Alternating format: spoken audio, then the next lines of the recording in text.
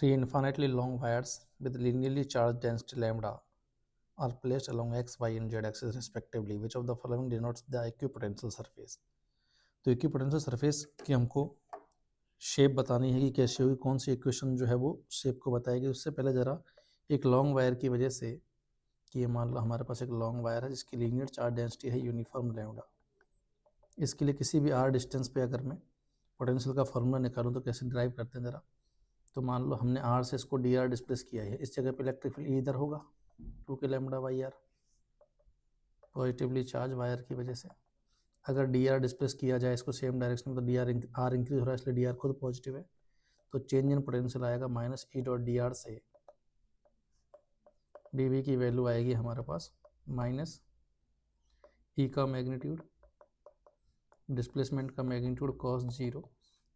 ठीक है, तो ऐसे में किसी भी आर पर जो इसका पोटेंशियल आएगा वो आएगा -2 के lambda log r plus c type का। मैंने एक इनडेफिनेट इंटीग्रेशन किया ना, कोई लिमिट नहीं रखी है, तो ये होगा जहाँ पे आर है वायर से परपेंडिकुलर डिस्टेंस।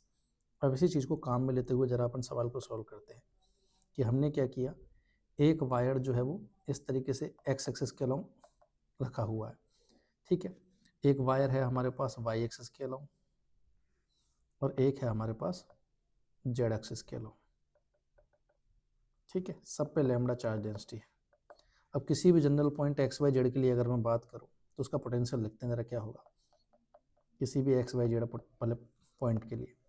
तो इसके लिए एक्स एक्सिस की वजह से अगर मैं पोटेंशियल लिखूं ड्यू टू एक्स तो वो कितना हो जाएगा, एक्स एक्सिस से परपेंडिकुलर डिस्टेंस लो, तो एक्स एक्सिस से परपेंडिकुलर डिस्टेंस कितनी हो जाएगी हमारे पास, वाई से परपेंडिकुलर डिस्टेंस हमसे समझना, एक्स एक्सिस से परपेंडिकुलर डिस्टेंस कितनी हो जाएगी हमारे पास, तो वो आएगी root of y square plus Z square. ठीक है, कैसे आई जरा समझना ध्यान से, प्लेन के हिसाब से समझना है कि ये है हमारे पास एक्स एक्सिस, ऊपर की तरफ है वाई एक्सिस और इधर है जेड एक्सिस। क्लियर है, तो ऐसे में कोई पार्टिकल अगर यहाँ है, ठीक, तो इसके लिए हमारे पास ये कोऑर्डिनेट तो क्या हो गया वाई जो कि एक्स से परपेंडिकुलर होगा, और ये कोऑर्डिनेट क्या हो गया जेड जो कि एक्स से परपेंडिकुलर होगा। एक्स कोऑर्डिनेट तो खुद ये है, तो इससे परपेंडिकुलर डिस्टेंस में ये आर आएगा root y square plus Z square. Clear. Similarly अगर मैं इसी तरीके से अगर बात करूँ, कुल मिला के खुद को छोड़ के बाकी कंपोनेंट आएंगे परपेंडिकुलर में। आर परपेंडिकुलर के लिए तो एक्स से परपेंडिकुलर डिस्टेंस ये बनेगी, वाई से परपेंडिकुलर का डिस्टेंस देखूँ आर वाई परपेंडिकुलर तो वो बन जाएगा root x square plus Z square. Similarly Z से परपेंडिकुलर डिस्टेंस जो बनेगी इसकी वो हो जाएगी हमारे पास root x square plus y square. अब पोटेंशियल अगर लिखें इस फॉर्मूले को काम में लेकर के तो क्या आएगा हमारे पास, तो एक्स की वजह से आएगा -2 के लैम्डा लॉग ऑफ एक्स से perpendicular distance this is root y square plus Z square plus c. Similarly y की वजह से कितना आ जाएगा हमारे पास -2 के lambda log of root x square plus Z square plus c. And similarly ये आ गया जेड वाले वायर की वजह से। इन सब का अगर तुम सम कर दो तो टोटल पोटेंशियल आ जाएगा किसी भी एक्स वाई जेड वाले पॉइंट का, दैट इज -2 के lambda log of root x square plus y square plus log of root y square plus Z square plus log of root x square plus y square plus 3c। इसी को जरा मैं इधर लिख रहा हूँ।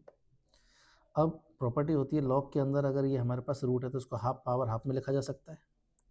Log of root are को क्या लिख सकते हो तुम, लॉग ऑफ आर की पावर 1/2 और पावर 1/2 को आगे लाया जा सकता है। ठीक है, तो मैं इसको सबके क्या कर रहा हूँ, सबकी रूट वाली पावर को आगे लेके आ रहा हूँ, तो ये बन जाएगा हमारे पास किसी भी जगह का पोटेंशियल ये हो जाएगा -2 के लैम्डा, यहाँ से 1/2 बाहर आएगा यहाँ से भी और यहाँ से भी, तो ये 1/2 अंदर बन गया log of x square plus y square plus log of y square plus Z square plus log of x square plus Z square plus 3c। ठीक है, अब मुझे ये जो पोटेंशियल है वो कांस्टेंट चाहिए। ठीक है, तो 3c चलो कांस्टेंट में इंक्लूड कर लेता हूँ मैं, तो ये टर्म आ रही है, ये पूरी टर्म जो है वो कांस्टेंट हो जानी चाहिए। ठीक है, तो 3c को भी कांस्टेंट में इंक्लूड कर लो और इस टर्म को भी डिवाइड करके कांस्टेंट में इंक्लूड कर लो, तो ये बन गया बेसिकली लॉग ऑफ दिस। ये जो है सम जो है वो कांस्टेंट हो जाना चाहिए, तब जाके इक्विपोटेंशियल सरफेस के लोकस को बताएगा। इसको फर्दर अगर मैं मॉडिफाई करूं तो log m plus log m plus log n को अपन क्या लिख सकते हैं, अपन हमारे पास log m n log m plus log n plus log o को क्या लिख सकते हैं, log of m n o। ठीक है, तो ये कांस्टेंट है। अब एंटीलॉग ले लीजिए इसका, तो टर्म क्या बन जाएगी, x square plus y square into y square plus Z square into x square plus Z square. ये जो प्रोडक्ट है वो कांस्टेंट होगा, तो ये लोकस बनेगा हमारे पास इक्विपोटेंशियल सरफेसेस का। अब ऐसा कौन सा पॉइंट है, फर्स्ट नहीं है, सेकंड में एक्स प्लस वाई है, x square plus y square plus Z square and z square plus x square, yes, third is the correct answer. तो इसमें इक्विपोटेंशियल सरफेसेस का जो लोकस होगा वो इस शेप पे होगा। उम्मीद है सबको समझ